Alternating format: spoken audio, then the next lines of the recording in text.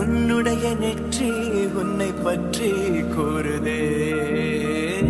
உள்ளிருக்கும் பொட்டு உந்தன் குட்டு சொல்லுதே. என்னுடைய பார்வை கழுகு பார்வை தெரிஞ்சுக்கோ. எனக்கு இருக்கும் சக்தி பராசக்தி புரிஞ்சுக்கோ. கால் கொலுசுதான் கலக்குது, கையின் வளையல்